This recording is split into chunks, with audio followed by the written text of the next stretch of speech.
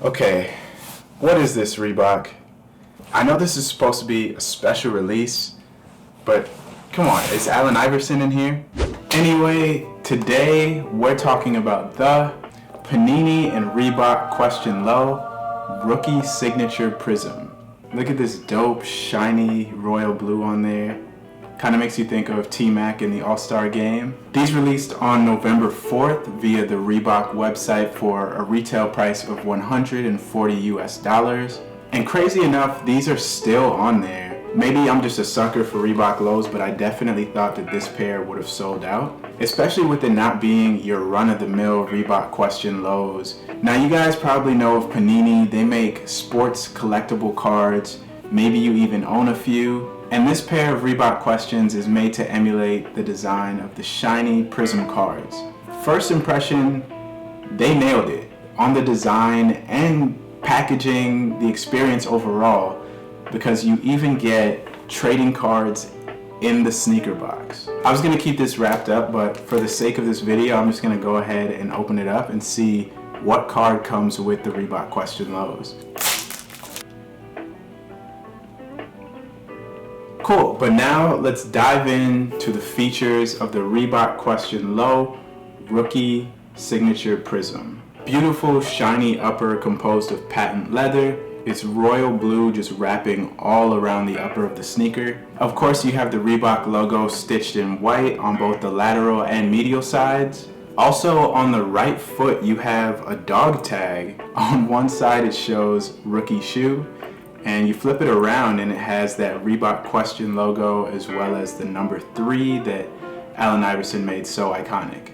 I wonder if people are actually going to be wearing the dog tag on the shoe. Moving down to the toe box, this is always a topic of debate when it comes to Reebok Questions. We always love when Reebok uses suede on the toe, and that is exactly what they gave us here. You have this smooth blue suede to match with the upper of the sneaker. And on the left foot, you have Allen Iverson's signature stitched into the shoe in white. That, of course, is a design choice that falls in line with the design of Panini cards. Purely thinking about wearing these shoes outside and getting off a fit with them, I think it would be ideal to have Iverson's signature on the interior, but I don't think most people are gonna mind. You have blue mesh running up the tongue, making sure that these shoes are breathable, because at the end of the day, they are a basketball shoe. It's tipped off with more Reebok branding at the tip of the tongue. And then there's a little bit more branding, and this kind of bothers me. At the tip, you also have that yellow and red Panini logo. It kind of reminds me of Kid Cudi's Veda 326 sneakers, how there's just a random huge Adidas logo up in the top right or left corner of the tongue. It definitely just throws off the vibe of the shoe. It obviously wasn't a big enough issue for me to stray away from buying the shoes, but I know that it's gonna bother me. Scrolling down to the midsole, they went with this dark navy, maybe even closer to black color, and I really dig this decision. I think that it has a contrast to the upper. We did just see Reebok put out the light blue Question lows, so this is something a little bit different, having that darker color to kind of offset how shiny the upper is. They also covered up the iconic Hexalite bubbles in that shiny blue as well. At the rear of the sneaker, where you usually have a number, whether it's Allen Iverson's 3 or if it's a colorway for someone else like LeBron, you would have a 23. They played even more into the design of the cards and put Allen Iverson's name as well as the G there for guard.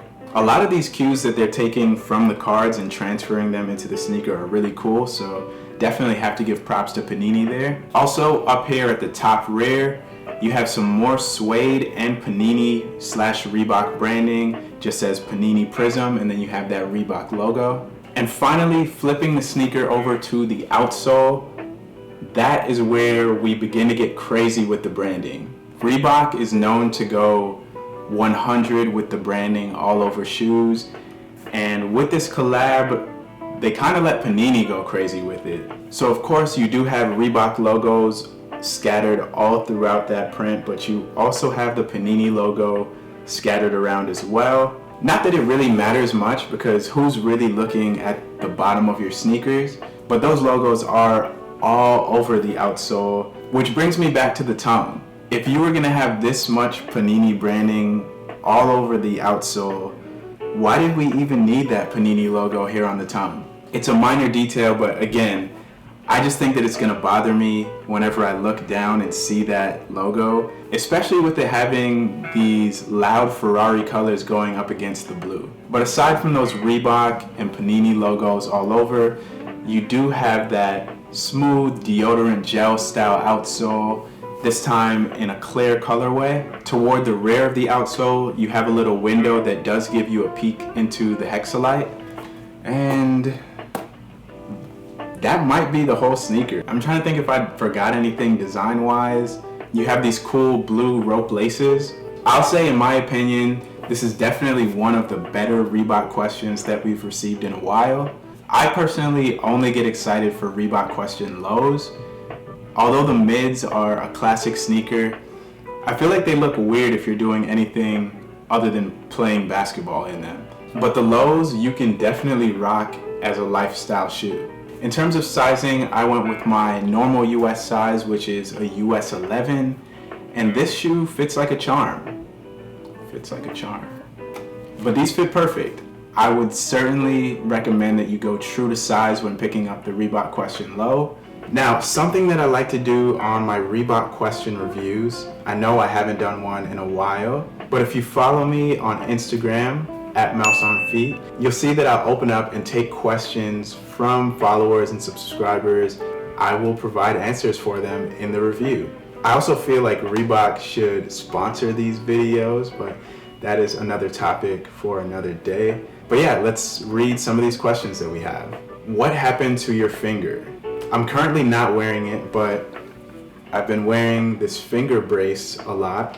And you know, it's just because I be out here in these streets. No, but I just had a basketball injury and have been wearing that for like a good 2 months now. Not recovering very well, but it makes me feel more secure with my finger. Are you doing more Curry 10 reviews?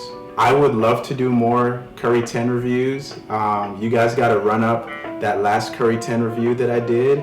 I think it falls down to Under Armour putting out some better looking colorways. They released the Sour Patch Kids colorway. Not my favorite colorway. I think they'll probably put out some better ones, and maybe I can hop back on the Curry 10 wave. Are you really done reviewing Adidas sneakers? Yeah. What comes first, the lyrics or the music? You guys probably don't even understand why I'm getting that question. I make music. I'll leave a link to it down in the description. For me, I always make a beat first and try to play off of the rhythm and melodies, and then I'll just apply lyrics later. Sweet. Thank you guys so much for tuning in to this review. If you're new here, what's up? Head to the comment section, tell me about your day. Remember to subscribe to the channel, leave a like, and if you made it to this point in the video, comment a question mark. Thanks again to you all for taking the time to watch this. I super appreciate you, and I'll catch you on the next one. Peace.